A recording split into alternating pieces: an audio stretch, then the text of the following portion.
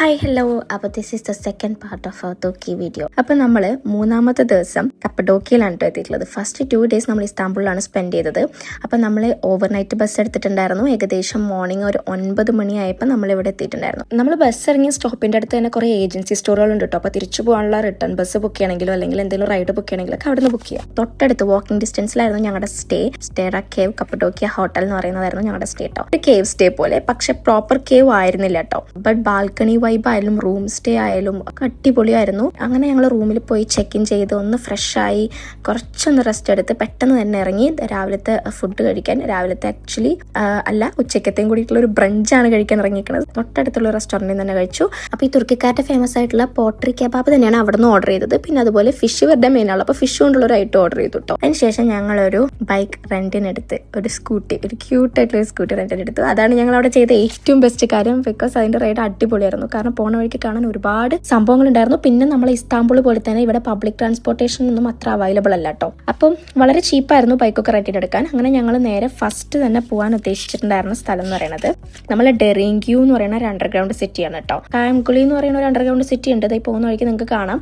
കുറച്ചുകൂടി ഫേമസ് ഈ ഡെറിങ്ക്യൂ എന്ന് പറയുന്നതാണ്. കുറച്ച് ദൂരം ഉണ്ട് ഞങ്ങളുടെ സ്റ്റേന്റെ അവിടെ, ഏകദേശം ഒരു 40 മിനിറ്റ് ഉണ്ട്. ബട്ട് പോയി കാണാൻ തന്നെ കരുതി. പക്ഷേ അത്രയും ഡിസ്റ്റൻസ് ട്രാവൽ ചെയ്ത് വന്നതും പിന്നെ ആ ഒരു ടിക്കറ്റിന്റെ പ്രൈസും ഒക്കെ വെച്ചിട്ട് അതിന്റെ ഉള്ളിൽ കയറിയപ്പോൾ അത് വെർത്തായിരുന്നു കേട്ടോ. എന്നെക്കാളും ഷെഫിക്കൊക്കെ അത് ഭയങ്കര ഇഷ്ടപ്പെട്ടിട്ടുണ്ടായിരുന്നു. എനിക്ക് അതായിരുന്നു ഭയങ്കര ടെൻഷൻ. കാരണം എൻ്റെ ട്രിപ്പിന്റെ പ്ലാനും ഞാനാണ്. അപ്പോൾ അതുകൊണ്ട് തന്നെ എൻ്റെ ക്ലയൻറ്റ് ഹാപ്പി ആണോ എന്നാണല്ലോ ഞാൻ നോക്കണ്ട്. ഈ ക്ലയൻറ്റിനെ ഹാപ്പി ആക്കാൻ കുറച്ച് പണിയാണ്. എന്തെങ്കിലും ചെയ്തു കൊടുത്താലും കംപ്ലയിൻസ് ആണ്. പക്ഷെ ഇതിലാൾ ഭയങ്കര ഹാപ്പി ആയിരുന്നു കേട്ടോ. അപ്പം കണ്ട തുരങ്കങ്ങളിലൂടെ എല്ലാം കയറി പോകുന്നുണ്ട്. എനിക്കാണെങ്കിൽ പേടിയാവുന്നുണ്ട് കേട്ടോ, നമ്മളെങ്ങാനും ഇതിൻ്റെ ഉള്ളിൽ കുടുങ്ങിപ്പോകുമോ എന്നൊക്കെ. എനിക്ക് അതിൻ്റെ ഉള്ളിൽ കയറി കഴിഞ്ഞപ്പോൾ ഭയങ്കരമായിട്ടുള്ള ഓവർ തിങ്കിങ്ങുകളായിരുന്നു. കുറേ കഥകളെ പറ്റിയിട്ടും പിന്നെ ഇതുപോലെ ഗുഹൻ്റെ ഉള്ളിലൊക്കെ പോയി കുടുങ്ങിയിട്ടുള്ള ആൾക്കാരെ പറ്റിയിട്ടൊക്കെ. ഈ സാധനമാണെങ്കിൽ എല്ലാ ഓട്ടൻ്റെ ഉള്ളിൽ കൂടിയും കയറി പോകുന്നുണ്ട്. പിന്നെ എന്തായാലും അതിൻ്റെ ഉള്ളിൽ കാണാൻ നല്ല രസമുണ്ടായിരുന്നു. ഒരു മസ്റ്റ് വിസിറ്റ് പ്ലേസ് ആണ്, ഞാൻ റെക്കമെൻഡ് ചെയ്യും. ബിക്കോസ് നല്ലൊരു എക്സ്പീരിയൻസ് ആയിരുന്നു കേട്ടോ. ഒരു പണ്ടത്തെ ആൾക്കാരെ ഒരു സ്റ്റേ റൂം, അവരുടെ ലാവറ്ററീസ്, അതായത് അവരുടെ വാഷ്റൂം, ഈ ക്യാബിൻ ക്രൂ ആയിട്ട് ഇപ്പോൾ വാഷ്റൂമിന് ലാവറ്ററി തന്നെ പറഞ്ഞുകൊണ്ടിരിക്കണേ, വാട്ടെവർ. പിന്നെ അതുപോലെ ഒരു ടണൽ ഉണ്ടായിരുന്നു. അതായിരുന്നു അടിപൊളി കേട്ടോ. പിന്നെ ഇതാ നമ്മുടെ ഒരു ഗുണ കേവ് പോലത്തെ ഒരു കേവ് ഉണ്ട്. അതിൻ്റെ ഉള്ളിലേക്ക് ഫുള്ളായി എത്തി നോക്കാനുള്ള ഒരു ധൈര്യം എനിക്ക് ഉണ്ടായിരുന്നില്ല. പിന്നെ ഈ ടണൽ എന്ന് പറയുമ്പോൾ പോയിക്കൊണ്ടിരിക്കും തോറും നാരായും കൊണ്ടേയിരിക്കും കേട്ടോ. പിന്നെ ഭയങ്കരമായിട്ട് ഉള്ളിലേക്ക് ഒരു നമ്മളീ പറയുന്ന പോലെ ശബരിമലയ്ക്ക് സ്റ്റെപ്പ് കയറി എന്ന് പറഞ്ഞാൽ ശബരിമലയ്ക്കുള്ള സ്റ്റെപ്പിന്റെ അത്ര സ്റ്റെപ്പുകളുണ്ട് താഴത്തോട്ട് പോകുമ്പോൾ അത്ര ക്ഷീണം തോന്നില്ല. ചെറുതായിട്ടൊന്ന് നാരോ ആയി പോയിക്കൊണ്ടിരിക്കും.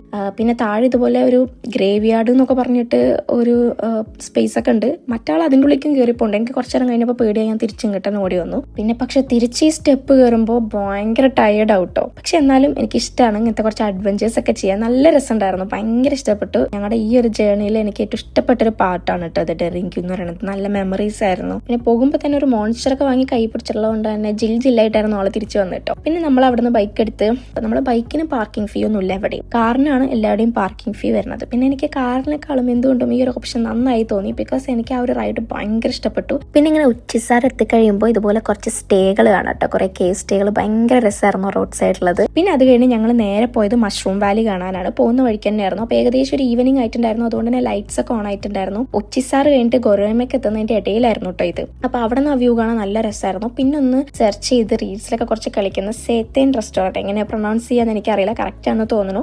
അപ്പൊ ആ ഒരു റെസ്റ്റോറൻറ്റ് ചൂസ് ചെയ്തു. സംഭവം കുറച്ച് അഫോർഡബിൾ അല്ലാത്തൊരു റെസ്റ്റോറൻറ്റ് ആണെങ്കിലും തുർക്കിയിൽ വന്നിട്ട് ഫുഡ് വാവ് എന്ന് പറഞ്ഞാൽ ഞാൻ കഴിഞ്ഞ വീട്ടിൽ പറഞ്ഞിട്ടുണ്ടായിരുന്നു അത്ര വാവ് അല്ല എന്നിട്ടോ. പക്ഷെ എനിക്ക് ഈ റെസ്റ്റോറൻറ്റിലെ ഫുഡ് ഭയങ്കര ഇഷ്ടപ്പെട്ടു. വീണ്ടും പോയി കഴിക്കാൻ തോന്നി. ആരെങ്കിലും പോവുകയാണെങ്കിൽ ഒന്ന് പോയി ട്രൈ ചെയ്തോട്ടോ. മുട്ടൻ ഖാന എന്ന് പറയുന്ന ഒരു സാധനം, പിന്നെ സേത്തൻ തന്തൂരി എന്ന് പറയുന്ന ഒരു സാധനം അവർ തന്നെ റെക്കമെൻഡ് ചെയ്താണ് ഞങ്ങൾ ഓർഡർ ചെയ്തിട്ട്. പിന്നെ അവിടുത്തെ വ്യൂ അതും പറയേണ്ടത് തന്നെയാണ്, അടിപൊളിയാണ്. പിന്നെ ഞങ്ങൾ നേരെ നമ്മളെ വണ്ടിക്കുള്ള ഫുഡ് കൊടുക്കാൻ വേണ്ടി പെട്രോൾ അടിക്കാൻ കയറി. അത് കഴിഞ്ഞ് നേരെ ഞങ്ങൾ ഞങ്ങളുടെ സ്റ്റേയിലേക്ക് വന്നിട്ടോ. രാത്രി ആയി കഴിഞ്ഞാൽ നമ്മൾ മോർണിംഗ് കാണുന്നതേ അല്ല കപ്പഡോക്കിയ കേട്ടോ. രാത്രി വേറെ തന്നെ വൈബാണ്. ബിക്കോസ് മോർണിംഗ് ഞങ്ങൾ അവിടെ വന്ന് ഇറങ്ങി കഴിഞ്ഞപ്പോൾ ഞങ്ങൾ ഏതോ ഒരു കുഗ്രാമത്തിൽ വന്ന് പെട്ട പോലെയായിരുന്നു. കാരണം എൻ്റെ സിറ്റിനെ മാറ്റി നിർത്തുന്ന തരത്തിലൊരു വൈബായിരുന്നു കേട്ടോ. പക്ഷെ രാത്രി ആയപ്പോൾ വേറെ തന്നെ ഫുൾ ലൈറ്റ്സും കാര്യങ്ങളായിട്ട്. അങ്ങനെ പിന്നെ മോർണിംഗ് നേരത്തെ എണീക്കാനുള്ളത് കൊണ്ട് തന്നെ ഞങ്ങൾ പോയി കിടന്നുറങ്ങി. ഏർലി മോർണിംഗ് ഞങ്ങളെ പിക്ക് ചെയ്യാൻ വേണ്ടി ഹോട്ട് എയർ ബലൂണിന്റെ അതും ഞങ്ങൾ ഗെറ്റ് ഗൈഡിലാണ് ബുക്ക് ചെയ്തത്. വണ്ടി വന്നിട്ടുണ്ടായിരുന്നു. പക്ഷെ ഇവിടെ നമ്മൾ ഡിസപ്പോയിന്റ് ആക്കിയത് എന്താണെന്ന് വെച്ച് കഴിഞ്ഞാൽ 2-3 ദിവസമായിട്ട് അവിടുത്തെ ക്ലൈമറ്റ് മോശമായതുകൊണ്ട് എപ്പോഴും ഹോട്ട് എയർ ബലൂൺ ക്യാൻസൽ ആവുമെന്ന് ഞാൻ കേട്ടു. പക്ഷെ എങ്ങാനും ഒരു ലക്കിൽ കിട്ടിയാലോ എന്ന് കരുതി. പക്ഷെ ഞങ്ങളുടെ അതും ക്യാൻസൽ ആയി. പക്ഷെ കുഴപ്പമില്ല, അവർ എമൗണ്ട് ഒക്കെ റീഫണ്ട് ചെയ്തു. May be better like next time വേറെ എവിടെന്നെങ്കിലും ട്രൈ ചെയ്യാനായിരിക്കും ഞങ്ങളെ വിധി. ഇപ്പൊ എന്തായാലും തിരിച്ച് സ്റ്റേയിലേക്ക് വന്ന് മോർണിംഗ് അവിടുന്ന് ബ്രേക്ക്ഫാസ്റ്റ് കഴിച്ച് കുറച്ച് റെസ്റ്റ് എടുത്തിട്ട് ഞങ്ങൾ നേരെ നമ്മൾ അടുത്ത പ്ലേസ് ആയിട്ടുള്ള ഗൊരേമ ഓപ്പൺ എയർ മ്യൂസിയം മ്യൂസിയത്തിലേക്കാണ് പോയത്. അപ്പോൾ ഏകദേശം ഒരു ഉച്ചയായപ്പോഴേക്കും ഞങ്ങൾ അവിടെ എത്തിയിട്ടുണ്ടായിരുന്നു. സംഭവം ഇതുപോലെ തന്നെ ഒരു ടൂറിസ്റ്റ് പ്ലേസ് ആണത്. ബൈസാന്റിയൻ കേവ് ചർച്ചസ് അങ്ങനെ എന്തൊക്കെയാണ് ഇതിനെ അറിയപ്പെടുന്നത് കേട്ടോ. പണ്ട് അങ്ങനത്തെ ഒരു വിഭാഗം ആൾക്കാർ പ്രേ ചെയ്തിട്ടുണ്ടായിരുന്നതും താമസിച്ചിട്ടുണ്ടായിരുന്നതും പിന്നെ അവർ പഠിച്ചിട്ടുണ്ടായിരുന്നതൊക്കെ ഇവിടെ നിന്നാണ്. അങ്ങനെ കാവ് ചെയ്തുണ്ടാക്കിയ കുറച്ച് പ്ലേസ് ആണെന്നൊക്കെയാണ് പറയണത്. അപ്പോൾ എന്തായാലും ഞങ്ങൾക്ക് പോയി കാണുക എന്നുള്ളതായിരുന്നു ഞങ്ങളുടെ ഒരു ഉദ്ദേശം. അത് നടന്നു. നല്ല രസമായിരുന്നു. പിന്നെ എൻ്റെ ഒരു ഔട്ട്ഫിറ്റ് കൊണ്ട് തന്നെ ഞാൻ അവിടെ കുറച്ച് യുണീക്ക് ആയിരുന്നു. അലിൻ ജോസ് പെരേര എന്തെങ്കിലും പരിപാടിക്ക് പോണ പോലെ സംഭവം. ഞാൻ ഈ ഔട്ട്ഫിറ്റ് ഇട്ടിട്ടുണ്ടായിരുന്നത് ഈ ഒരു ഹോട്ട് എയർ ബലൂണിൽ കയറാൻ വേണ്ടിയിട്ടായിരുന്നു. അത് നടന്നില്ല. പിന്നെ എനിക്ക് ഈ ഔട്ട്ഫിറ്റ് മാക്സിമം മുതലാക്കണം എന്നുണ്ടായിരുന്നു. എന്തായാലും ആ ഓപ്പൺ എയർ മ്യൂസിയം അടിപൊളി തന്നെയായിരുന്നു കേട്ടോ. അതും ഒരു വേറെ തന്നെ എക്സ്പീരിയൻസ് ആയിരുന്നു. നമ്മൾ യൂഷ്വലി കാണുന്ന പോലത്തെ സംഭവങ്ങളൊന്നും ആയിരുന്നില്ല. ഒരു കാവ് ചെയ്തുണ്ടാക്കിയിട്ടുണ്ടായിരുന്ന കുറേ റൂംസ്, പിന്നെ ഇതേക്കാണുള്ള ഈ വിൻഡോസ് കാര്യങ്ങളൊക്കെ അടിപൊളിയായിരുന്നു കേട്ടോ. കുറച്ച് നേരം അവിടെ കിടന്ന് കറങ്ങി അടുത്ത പരിപാടി എന്ന് പറഞ്ഞത് നമ്മളൊരു പോട്ടറി വർക്ക്ഷോപ്പിലേക്ക് പോകാന്നുള്ളതായിരുന്നു കേട്ടോ.